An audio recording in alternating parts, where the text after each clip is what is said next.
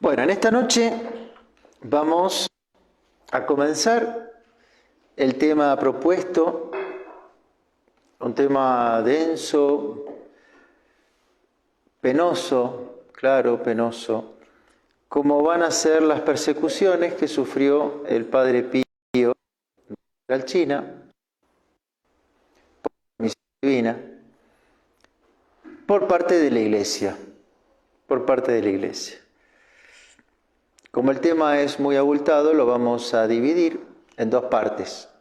Hoy la primera y el próximo mes vemos la segunda con la conclusión.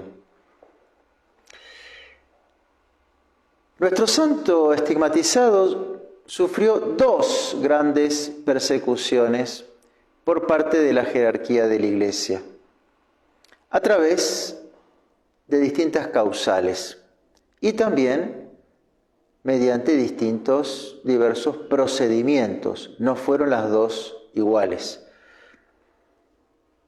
Hay un extraordinario libro que se los recomiendo, si lo pueden conseguir, escrito, titulado El Padre Pío de Pietrelcina, apelando a Pablo VI en demanda de justicia. Escrito por Francisco Sánchez Ventura y Pascual, que ha reunido toda la documentación en un solo volumen. Es un volumen de 500, 600 páginas, fotografiando cada uno de los documentos a los que él se referirá, sea los del Santo Oficio, sea las correspondencias, sea los artículos de los diarios de la época, en el que muestra pavorosamente cómo nuestro Señor quiso que nuestro estigmatizado del Gargano tuviese la máxima identificación con Él, permitiendo estas dolorosas e injustas persecuciones en el seno de la Iglesia, orquestada ambas por hombres, aunque religiosos y de alto grado en la Iglesia, pero de mal corazón. Así pues, y a grandes rasgos, señalaremos que el Padre Pío sufrió dos grandes persecuciones. La primera duró 10 años. Tal vez piensan que son apenas 2 años y medio. 10 años. La segunda, del 1923 al 33. La segunda, desde el año 59 hasta su muerte, 23 de septiembre del 68, es decir, 9 años. Teniendo el Padre Pío, en el momento de morir, 81 años de edad. Sigamos el histórico de su vida y veamos cómo se fueron armando estas misteriosas tormentas en su entorno, azuzadas por el enemigo común del género humano, Satanás. El Padre Pío, si hacemos memoria, se ordenó ¿cuándo? El 10 de agosto de 1910, la fiesta de San Lorenzo Mártir, teniendo él 23 años apenas de edad. Allá en la ciudad más importante a su pueblito de Pietrelcina, la Catedral de Benevento, en un altar lateral. Los estigmas los va a recibir 8 años después, el 23 de septiembre de 1918, ¿en dónde? En San Giovanni Rotondo. Si bien a partir de este momento comenzó una serie de sufrimientos morales, con las dudas sobre las estigmas, las visitas de los médicos, todo lo que podría llegar a ser esa vejación moral, sin embargo, podríamos decir que gozó de 5 años de cierta paz. del contacto con los fieles, de una manera directa o de una manera indirecta, ya sea actuando personalmente, ya por correspondencia. Pero va a venir la primera persecución. 1933. 13 años tenía el padre de ordenado, 5 ya de tener las estigmas.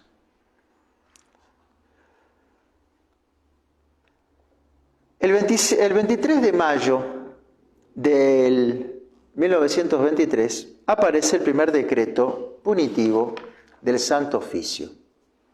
¿Y qué decía el Santo Oficio? Dice nuestro autor de cabecera, el Santo Oficio nos da con fecha del 23 de mayo la primera declaración solemne para afirmar que en los hechos atribuidos al Padre Pío no existen circunstancias de sobrenaturalidad alguna y exhorta a los fieles a actuar conforme a esta declaración. Es decir, que detrás de los fenómenos, de los estigmas del Padre Pío, no hay nada de sobrenaturalidad. El 24 de julio del 24, nos vamos un año después, intervino otra vez la Sagrada Congregación para insistir en las mismas conclusiones, rogando a los fieles se abstengan de visitar al Padre y de tener con Él relación alguna, ni siquiera epistolar. Así queda claramente y sin paliativos posibles nada la sobrenaturalidad que giraba en torno al Padre Pío y por lo tanto el alejamiento. Si en el Santo Oficio no consta la sobrenaturalidad, dice el autor, de los hechos atribuidos al estigmatizado, es porque la Santa Sede lo juzga ya tal vez como un farsante y considera sus estigmas como falsos o sin significación alguna. Miren los años que han pasado, 18, 23, 5 años, y sale un documento en donde no tiene el Padre Pío visos de credibilidad del vestigio sobrenatural que hay detrás de él. 5 años tuvieron los médicos para estudiar. A su vez, el 23 de abril y el 11 de julio de 1926, el Santo Oficio interviene de nuevo para condenar 2 libros escritos en defensa del Padre Pío, obras que entran en el índice de los libros prohibidos. Y ante el temor de no haberse expresado claramente, vuelve el 22 de mayo del 31 para condenar un nuevo libro en defensa del fraile y recordar a los fieles que es necesario guardarse de toda relación con él. 5 veces se pronuncia el Santo Oficio negativamente con respecto al Padre Pío. Claro, esto llama la atención. La respuesta va a ser quiénes eran los que estaban atrás y qué influencia tenían sobre el Papa los que estaban detrás de esta persecución del Padre Pío. De esta manera, el Padre Pío queda aislado y su vida adquiere el tono y las características propias de la vida de los prisioneros. Entonces es cuando, buscando el aislarlo más y encerrarlo en un lugar desconocido de la tierra, los superiores deciden sacarlo sigilosamente del convento con el fin de trasladarle fuera de Italia. lo querían llevar a un convento de España. Y más aún,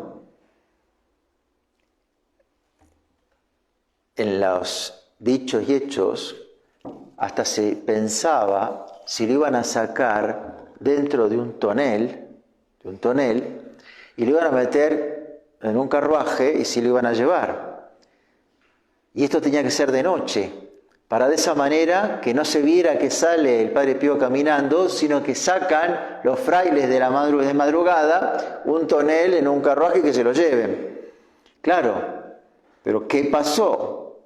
No estamos hablando de un pueblo nórdico, tal vez, sí, que son más fríos, que son más impertérritos, que no les afecta tanto como a un pueblo italiano, un tanto caliente en la sangre, expresivo por las palabras, por los gestos y por las acciones, porque los italianos, la cosa nostra, Bueno, el convento estaba en Italia, y esto se pensaba hacer con el Padre Pío en Italia.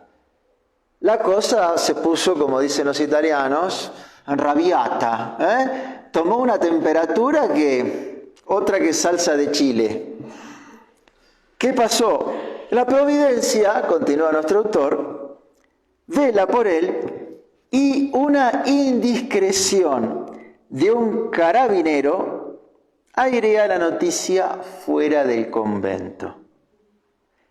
Entonces es cuando toda la población de San Giovanni Rotondo se levanta en pie de guerra.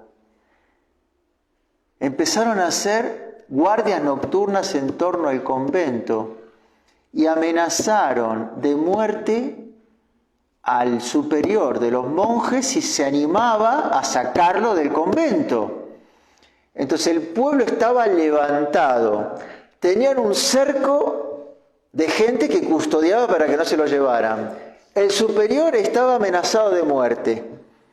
Uno podría decir, acudamos a la alcaldía, que venga el señor alcalde a poner orden. Vamos a ver qué dice el señor alcalde.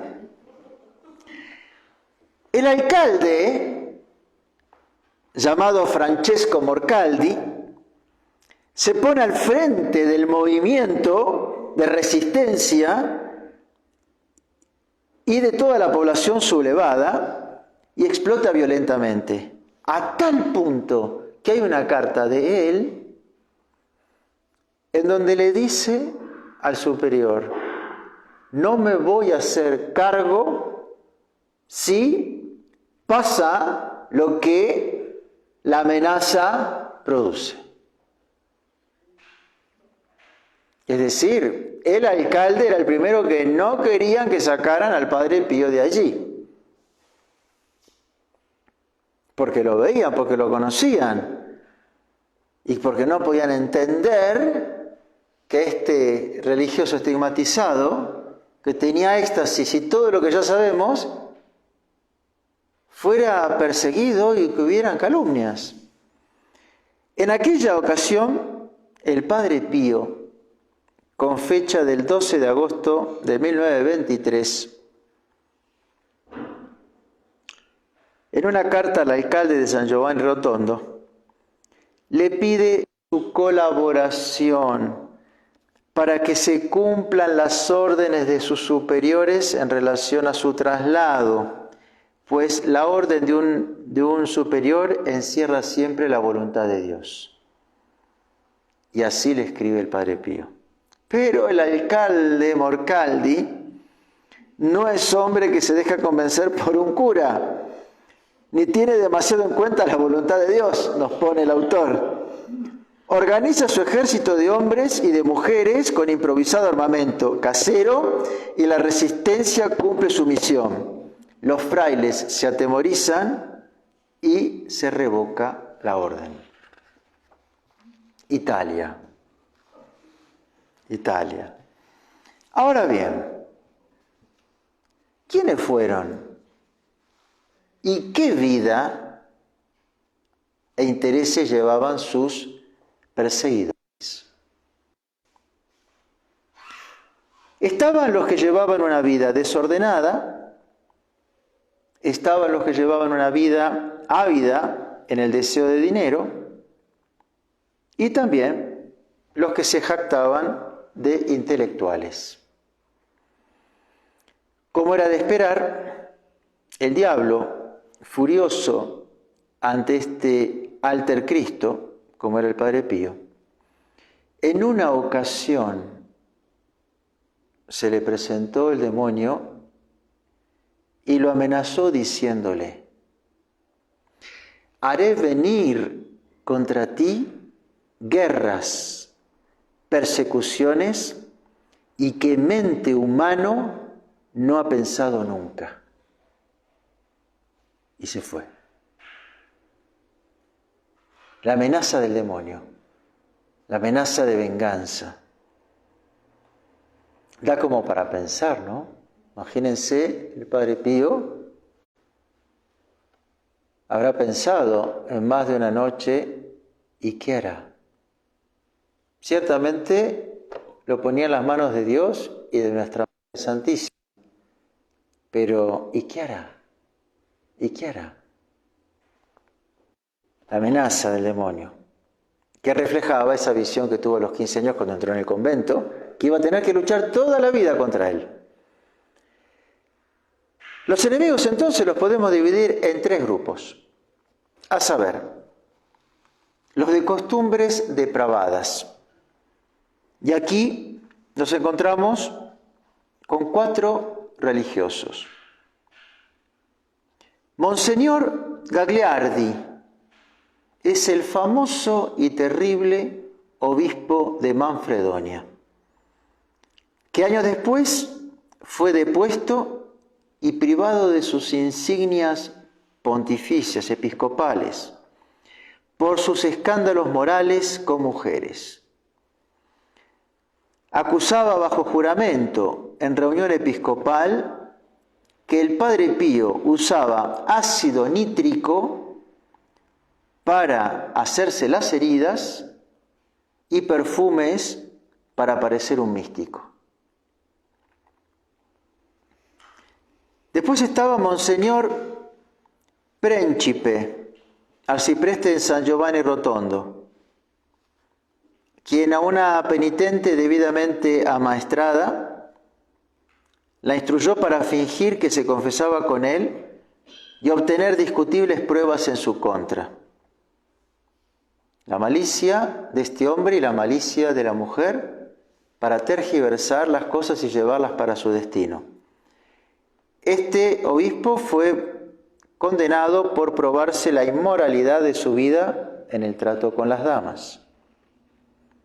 Monseñor Nitis, su sucesor, ambos llegaron incluso a inventar una grave calumnia, alegando que en confesión había el Padre Pío ordenado a una mujer denunciar a ciertos hechos calumniosos contra el arzobispo. Fíjense cómo jugaban. La mujer que pudiera tener motivos para decir problemas morales que pudo haber padecido en el confesionario, o al revés, el Padre Pío que aprovechaba del confesionario para que se denuncie a los obispos o a tal o cual obispo. Y por fin, Monseñor Domenico Palladino, cuya cita en su contra dice: de su vida espiritual se conoce poco, en cambio de su actividad sentimental se ha hablado y escrito demasiado. Es decir, eran 4 religiosos de averías y con cargos importantes. Después estaba el vil metal.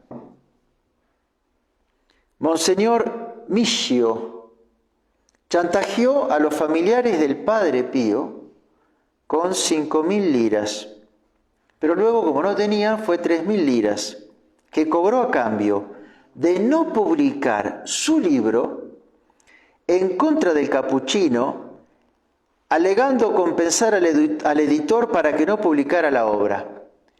Es decir, la pobre familia del padre se vio avasallada diciéndole este jerarca que eran tales los escándalos del Padre Pío, de Francesco Forgione, que él tenía que parar esta bola de nieve, pero si no le daban el dinero, el libro iba a ser publicado. Vamos a ver cómo terminaron, pobrecitos estos pobres diablos.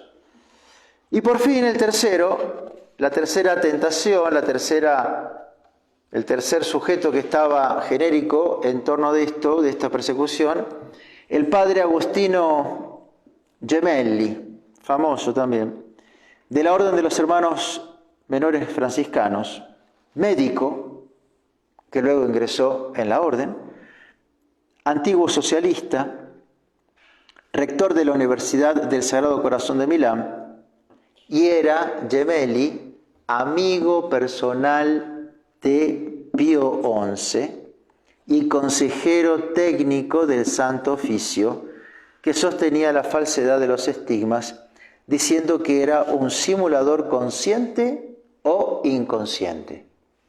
Entonces, su intelectualidad, su ciencia médica, su influencia en el Santo Oficio fue detonante para llevar, y sobre todo a Pío XI, hacia donde él se había planteado. De modo tal que deberíamos decir que los motivos y las razones de la persecución era porque el Padre Pío intentaba una reforma de las costumbres del clero, y estos eran como inconvertibles, y por la envidia y la codicia de estos. Acusación en boletines diocesanos de incitar a la rebelión de los fieles contra la autoridad, decían del Padre Pío. Insospechados poderes tiene este clérigo, es seductor, llevaba una vida inmoral en el convento, tiene actuaciones diabólicas, conducta semejante a la de un Rasputín. Ustedes saben, este personaje de 1870, a él se le atribuían poderes proféticos y de sanación. Y el Padre Pío venía a ser un gurú, era un gurú. Los oficios condenatorios. Sin poder defenderse ni él ni los frailes en San Giovanni Rotondo, llegan los 5 decretos de los años 23, 24, 26 y 31. En dichos decretos, la Congregación del Santo Oficio condena su apostolado, exhorta a los fieles para que lo consideren como un impostor y se abstengan de intentar ser dirigidos espiritualmente por él. Para aislarlo, en italiano segregazione, de todos los penitentes, se le encierra en el convento transformándolo en una cárcel. No se le permite asomar a las ventanas, tiene que andar por los corredores separado de la pared a 1 metro de distancia, y así permanece desde el 11 de junio del 31 hasta el 16 de julio del 33. Es en ese periodo que se lo conoce más como el de la persecución, pero en verdad que es mucho más amplio, como estamos viendo del 23. Es ahí donde el Padre Pío, enfrente a su habitación, le hacen el oratorio y solamente podía rezar en la misa ahí. Y fue ahí cuando yo les he contado más de una ocasión, cuando fui a buscar el mitón del Padre Pío con los otros padres, el Padre Guardián nos tenía ese oratorio, claro, con el altar de siempre, preparado, con un cartelito que no molestar, porque íbamos a rezar nosotros la misa, así que pudimos rezar la misa, los 3 padres, en el mismo altar, que está muy protegido porque han puesto un vidrio triple capa, alto impacto, para proteger la tarima, pero ahí está el reclinatorio del Padre Pío con la silla. Sí. No puedo no sentarme ahí, ¿cómo no me voy a sentar ahí? ¿Dónde estoy? Estoy en San Giovanni Rotondo. Bien. No, pero estoy en el convento de San Giovanni Rotondo. Vale. Estoy adentro y en la capilla privada donde está el Padre Pío. Y el recreatorio que dice Padre Pío. Bueno, claro, ahí duré 5 minutos, pero era más incómodo, era incomodísimo, pero ahí estaba el santo, y ahí estaba y se arrodillaba y pasaba sus éxtasis. Así que bueno, pudimos rezar la misa y hay un cartelito que le tomé fotografía, a la derecha del altar, un cuadrito, y dice, en este pequeño oratorio, el Padre Pío en sus segregaciones rezó la misa del 31 al 33. Es este periodo final. Aquí ya la persecución es ya completa. Lo aíslan completamente, no tiene ningún modo de relacionarse ni directa ni indirectamente con los fieles. Ni correspondencia ni nada. Ni confesiones, ni siquiera poder celebrar la misa en público. Se acabó. Comenta nuestro autor hermosamente, el Padre Pío, ofrecido en oblación como víctima, consume así su pasión y a la manera de Cristo añade a sus sufrimientos morales el dolor físico de las llagas del Calvario que constantemente abiertas derrama a diario sangre de expiación por la salvación de la humanidad. Entonces, fíjense que el Padre Pío tiene esta cruz tremenda moral, pero él seguía llagado y el demonio seguía la noche, venía y le seguía golpeando. Era tan evidente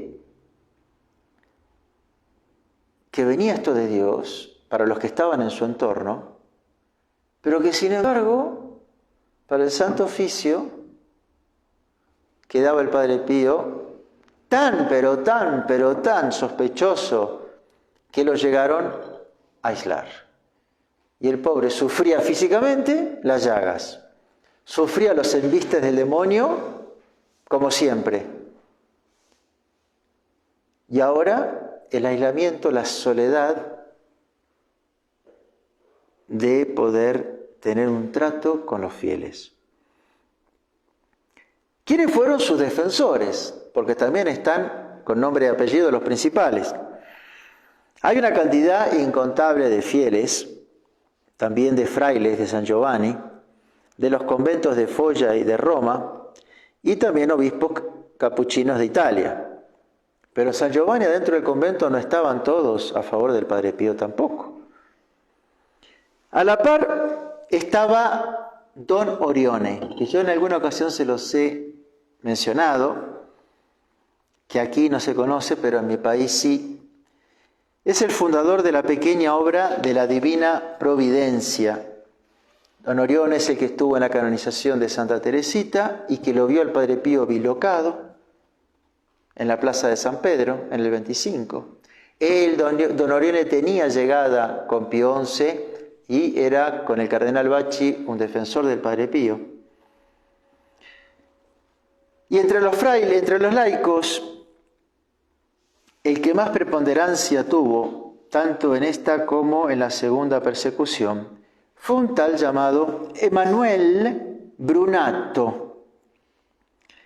Era un hombre polifacético, fundador y primer presidente de la Asociación para la Defensa de las Obras y de la Persona del Padre Pío. Fue un converso del Padre Pío. Fue un converso, era famoso y el Padre Pío lo convirtió. Y se fue a vivir cerca de San Giovanni, se hizo un hijo espiritual de él y cuando se desató esta persecución fue el defensor acérrimo. Entonces era artista, como les digo, converso, pasó años en el convento viviendo ahí como profesor, del 21 al 24. Cuando ante sus hermanos estaba leyendo el Padre Superior, el primer oficio condenatorio de la Santa Sede, imagínense la escena, está el superior, reúne a la comunidad, el Padre Pío no estaba, y les dice, les tengo que leer un decreto del Santo Oficio respecto del Padre Pío. los monjes, los frailes, cuando estaba el superior leyéndoles, escuchó los pasos inconfundibles del Padre Pío y cerró apresuradamente el opúsculo, colocándolo sobre un ángulo de la mesa. Entró el capuchino, tomó el libro, lo abrió por la página donde figuraba el oficio y lo leyó sin rechistar. Ningún músculo de la cara revelaba la menor emoción. Miren cómo lo habrán observado los frailes cuando vieron que era el Padre Pío que estaba leyendo el documento. Dio vuelta a la página e inició una conversación sobre un tema indiferente. Al llegar a la hora de la siesta se retiró, seguido, como de costumbre, por su fiel amigo Emanuel Brunato. Entró en la celda, se detuvo un momento antes de cerrar las ventanas para mirar la llanura soleada de Foggia, y de repente se volvió estallando el Padre Pío en sollozos, en llanto. El joven Brunato cayó de rodillas y le dijo: «Padre, usted sabe cuánto le queremos. Nuestro amor debe confortarle». Lindo corazón, ¿no? Este hijo, como para animarlo. ¿Qué le contesta el Padre Pío? Cita: «No lloro por mí», respondió con gravedad. «Lloro por todas esas almas que se ven privadas de mi testimonio para su fe». Era ver una victoria del demonio, cómo había logrado que él no pudiera aparecer, pero no él, no Francesco Forgioni, era el estigmatizado, era el otro Cristo, era aquel a quien Dios había destinado para salvar esas almas y que el demonio se las ingeniaba de separarlas. La tristeza de este pastor que veía lo que significaba el no poder tener el contacto con las almas para santificarlas. No lloro por mí, lloro por todas esas almas que se ven privadas de mi testimonio para su fe. Al ser echado de ahí, comprendió la trama contra el Padre Pío y armó expedientes sobre el concubinato, simonía, inmoralidad, injusticias de Paladino y de sus secuaces, así como de las virtudes y beneficios del estigmatizado, que envió en 1925 a los cardenales de la curia, entre ellos al cardenal Merry del Val, lo conocen, la mano derecha del Papa San Pío X, secretario del Santo Oficio, y al cardenal Gasparri, secretario de Estado, quienes lo recibieron bien. Pero el resto de los cardenales fue más bien hostil. Claro, cuando ahora, profesor, converso, hijo espiritual del Padre Pío, muy capaz, presenta lo que presenta, se ve obligado, tiene que ser expulsado del convento también. Y ahí entonces arma la gran defensa. Esto llevó a una visita apostólica organizada por estos dos designados, a Monseñor Felice de Vilacqua, como coadjutor de Brunato, para las encuestas más delicadas de la corte pontificia. Primero fue indagado Paladino. Claro, ante esta explosión y esta levantada de tapa, Paladino, encontrándoselo durante 6 años de su vida con tantas causales de inmoralidades, simonía, chantaje, sacrilegios e impurezas. Informado de la encuesta, este amenazó a una de ellas de ahorcarla en plena calle si lo denunciaba. Miren la calaña de estas personas. Su arcipreste, Príncipe, no lo denunciaba porque estaba también enredado y era manejado por él. Para defenderse, con la complicidad de una de sus amantes y del canónigo Nitis, hizo redactar una serie de cartas acusando al Padre Pío de haber, durante la confesión, incitado a sus penitentes a prestar falsos testimonios contra él a las autoridades eclesiásticas. Estas cartas estaban redactadas con tal arte que el Santo Oficio y la congregación del concilio las dieron casi con pleno crédito. A Monseñor Gagliardi, el famoso obispo de Manfredonia, se le descubrió delitos contra la santa virtud de la pureza, ordenación concedida previo pago a personas que no eran idóneas para el sacerdocio, simonía, apropiación de limosnas, etc. Como conclusión de la visita, Domenico Paladino fue suspendido divinis, es decir, prohibición de ejercer los actos sacerdotales, y alejado de San Giovanni. El arcipreste Príncipe fue procesado por inmoralidad y falsos testimonios, y el otro canónigo de Nitis por calumnia. Y el arzobispo Gagliardi fue privado de su cargo con prohibición de llevar, como les dije ya, las insignias episcopales. Quedaba el padre Gemelli, el intelectual, el médico, el amigo de Pío XI, el más peligroso, el más influyente de los detractores del Padre Pío. Había declarado a la suprema autoridad de la Iglesia él haber examinado como médico los estigmas del Padre y comprobado que se trataba de simulación consciente o inconsciente.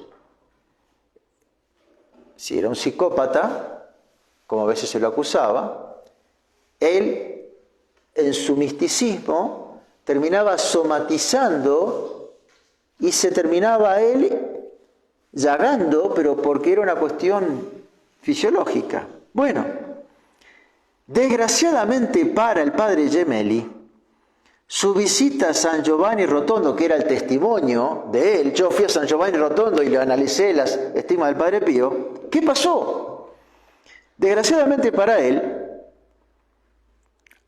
su visita había sido controlada con la mayor exactitud. Se sabía que había llegado al convento a una hora tardía y no había podido entrevistarse con el Padre Pío. A la mañana siguiente, sobre las 4, acompañado por el padre guardián, 2 frailes y un laico, había encontrado en un corredor al Padre Pío, quien bajaba a la iglesia para celebrar su misa. Le había dicho que había venido a fin de efectuar un examen clínico de sus estigmas. Sí, pero que no traía la autorización escrita. Y esto era el ABC. El Santo Oficio había dicho que nadie podía revisar al Padre Pío si no tenía una autorización escrita por él. Y él confiesa que lo vino a revisar, pero que no trajo esa autorización escrita. Gemelli. ¿Se dan cuenta de quién soy? ¿Qué pasó? Se le opuso un firme non possumus. No podemos, en nombre de la santa obediencia, concederle lo que pide. No lo puede usted investigar. El coloquio no había durado ni 3 minutos, transcurridos los cuales el padre Gemelli se había alejado encolerizado, sin que nunca más volviese. Y dijo que había investigado, había revisado, y había concluido. ¿Qué pasó? Pobre. Terminó sus días paralítico luego de un accidente de auto. Quiera Dios salvando su alma, claro está. Por fin, el canónigo Micio terminó condenado por la a 18 meses de reclusión mayor por el Tribunal de la Apelación de Bari. Y murió, fíjense esto, murió en el 67, un año antes del Padre Pío, en circunstancias nada envidiables, pues 3 días antes de morir, invocaba a Satanás diciendo: ayúdame por lo menos tú.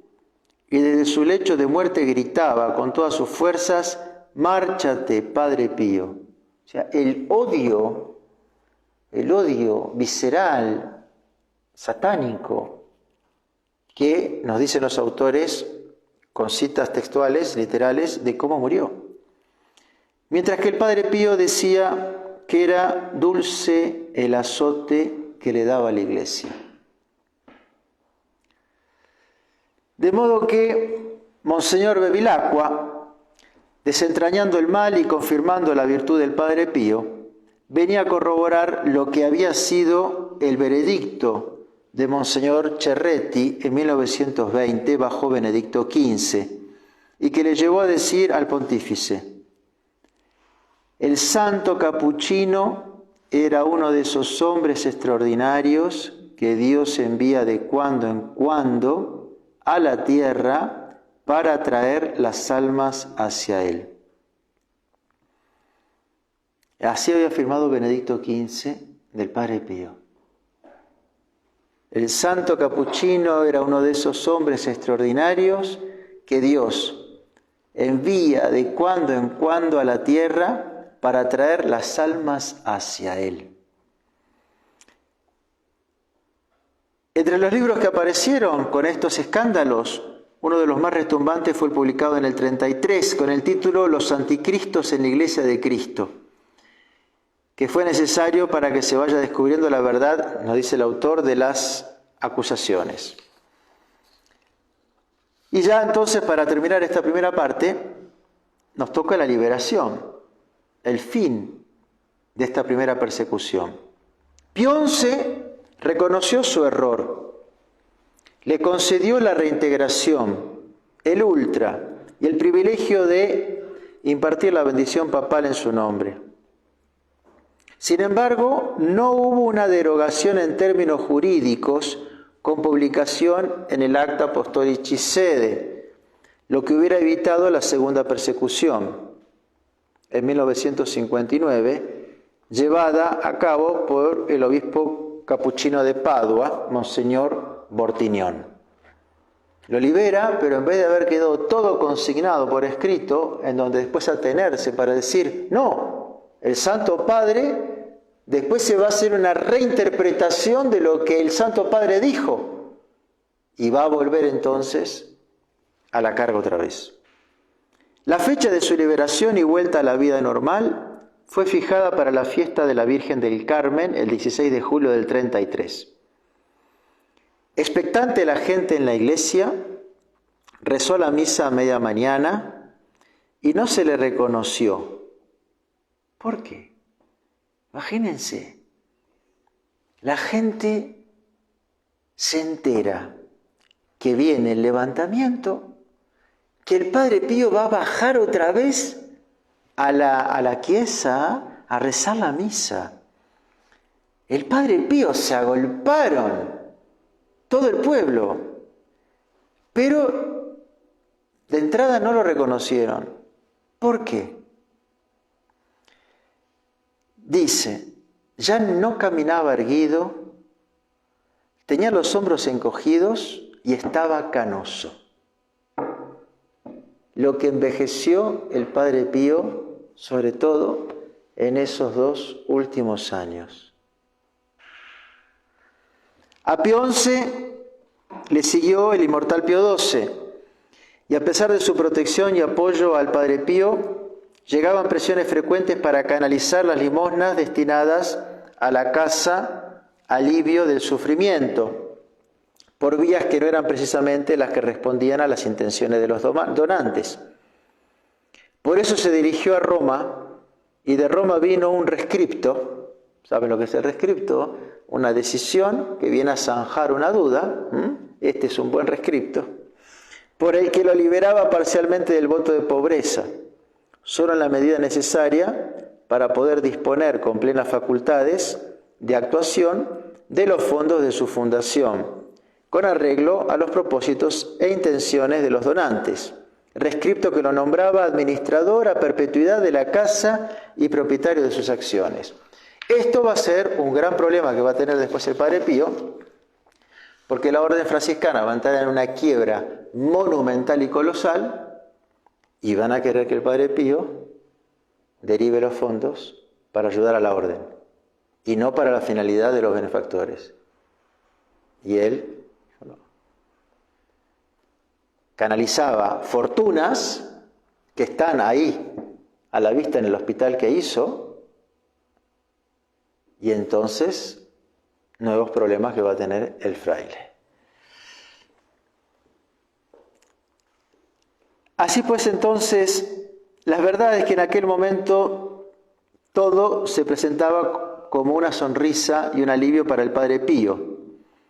La casa fue ampliada con la satisfacción y las felicitaciones del general. El Banco del Vaticano se depositaron más de 600 millones de dineros sobrantes.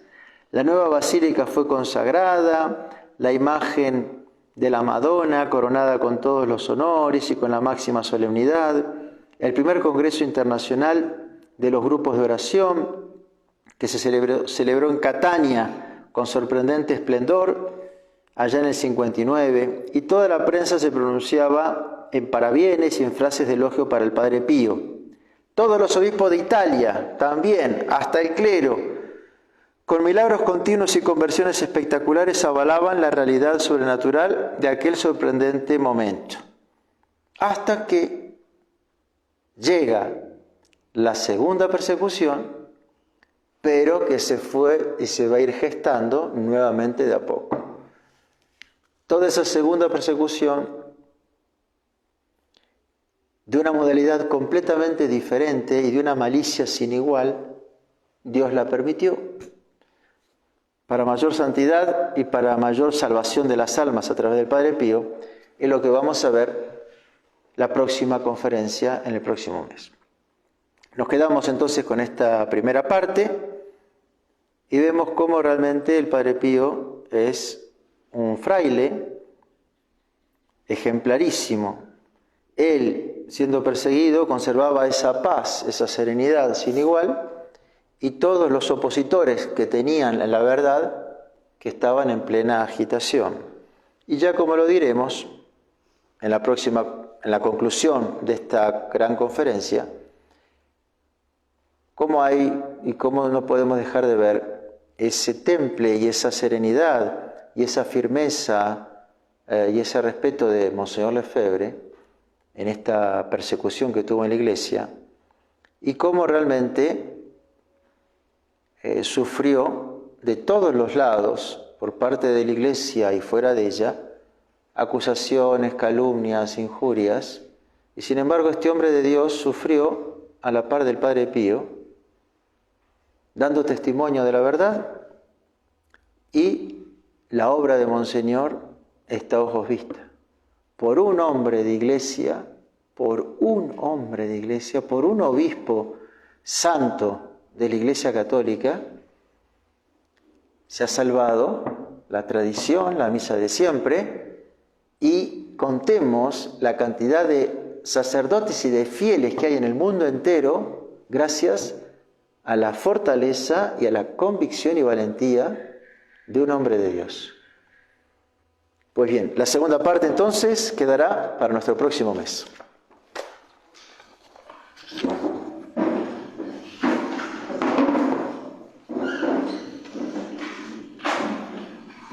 Gloria al Padre, al Hijo y al Espíritu Santo. Nuestra Señora de las Gracias, Padre Pío, Padre del Hijo y del Espíritu Santo. Amén.